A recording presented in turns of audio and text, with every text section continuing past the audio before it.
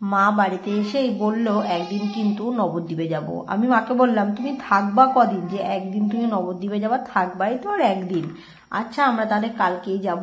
আমার মা আসলে না আমাদের বাড়িতে মোটে থাকে না, আমাদের বাড়িতে মা কেন বাবা ভাই কেউই আসলে থাকে না, মানে ওই একদিন এক রাত। তাও এবারে মাকে হচ্ছে দুদিন তাও রাখতে পেরেছি।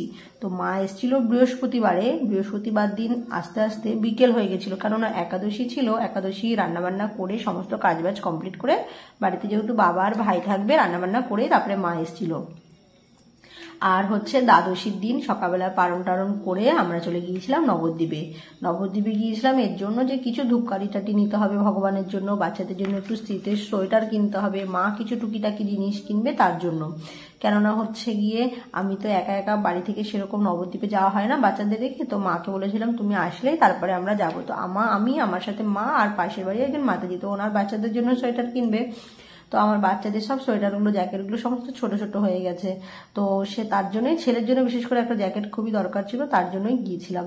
তো জ্যাকেট কেনা হয়েছিল, তারপরে আমরা টুকিটাকি কিছু আরো জিনিস কিনেছিলাম, তারপরে ফল টল এটা ওটা অনেক কিছু কিনেছিলাম। আজ আরো ছিল হাটবার, বৃহস্পতিবার।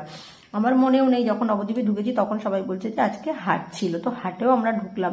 তো হাটে ঢুকে কিছু কেনাকাটা করে তারপরে কিন্তু নবদ্বীপ রাধাবাজার ঘুরে তারপরে আমরা হচ্ছে বাড়িতে এসেছিলাম। তো অনেক কিছুই কেনা হয়েছে, সেটা না হয় অন্য একটা ব্লগে দেখাবো। তো এই ছোট্ট মিনি ব্লগটা কেমন লাগলো, গঙ্গায় নৌকোর মধ্যে খুবই ভালো, কিন্তু ওয়েদারটা ছিল ঠান্ডার মধ্যে, হালকা হালকা রোদ, বেশ ভালো লাগছিল। এই শীতের সময় এটাই বেশি ভালো লাগে। তো ওই যে দূরে মায়াপুর তোমাদেরকে দেখালাম, ওপারে নবদ্বীপ, এদিকে কৃষ্ণনগর, আর এদিক হচ্ছে মায়াপুর।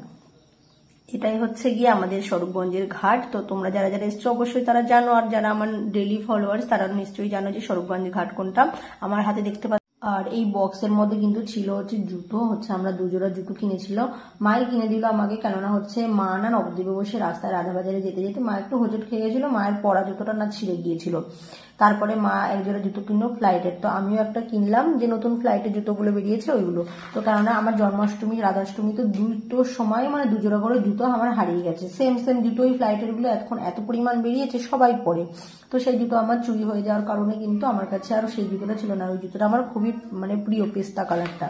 তো সেটা একটা আমি একটা কিনলাম, মা একটা কিনলো।